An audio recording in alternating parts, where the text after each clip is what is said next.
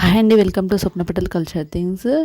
Evening టైంలో మా village view అయితే ఈ విధంగా ఉంది. మా ఊరికైతే ఒక ప్రత్యేకత ఉంది. అదేమిటంటే ఈ ప్రాంతాన్ని అయితే కాకతీయులు పరిపాలించారు. ఈ కాకతీయ వంశం చెందిన రెండవ ప్రతాపరుద్రుడు ఈ దక్కన్ ప్రాంతాన్ని పరిపాలిస్తున్నప్పుడు ఆయన సామంతుడైనటువంటి సింగమహారాజు ఈ ప్రాంతాన్ని పరిపాలించేవాడట. ఈ సింగమహారాజు ఎవరంటే రుద్రమదేవి యొక్క మన్మడు. కాకతీయ వంశానికి చెందినటువంటి వాళ్ళు మనం పరిపాలిస్తున్నట్టు కొన్ని ఆనవాళ్ళు కూడా మా ఊర్లో ఉన్నాయి. చాలా టెంపుల్స్ కూడా ఉన్నాయి. కాకతీయ కాలం నాటి కోట కూడా మా ఊర్లో ఉంది. అది రాచర్ల కోట. నేను ఆల్రెడీ ఆ కోట గురించి అయితే మా యూట్యూబ్ ఛానల్లో అయితే వీడియో అప్లోడ్ చేసిన. ఎందుకంటే ఈ కాకతీయులకు సంబంధించిన ఆనవాళ్ళు ఎక్కడో ఒక ఉంటే అది మా ఊర్లో ఉన్నందుకు చాలా హ్యాపీగా ఫీల్ అవుతున్నా. ఈ రాచర్ల కోట పేరు మీద మా ఊరికి రాచర్ల బొప్పాపూర్ అనే పేరు వచ్చింది.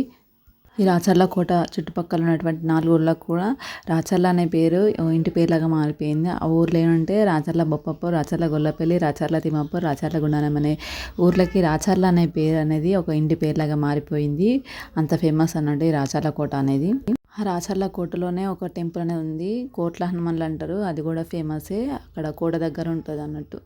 మా ఊర్లో కూడా చాలా టెంపుల్స్ అనేవి ఉన్నవన్నట్టు.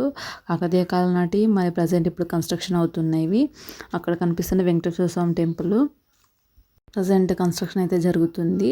నెక్స్ట్ ఇక్కడ కంప్లీట్ అయిన శివాలయం టెంపుల్, ఇది కూడా కాకతీయ కాలం నాటి టెంపులే. ఏ ఊరికైనా ఒక స్పెషాలిటీ ఉంటుంది. మా ఊరికి కూడా ఒక స్పెషాలిటీ అని ఉన్నాయి. ఇదే మా స్పెషాలిటీ. కాకతీయులు పరిపాలించిన ప్రాంతం అని చెప్పవచ్చు. ఈ వీడియో కనుక మీకు నచ్చినట్లయితే లైక్ చేయండి, షేర్ చేయండి.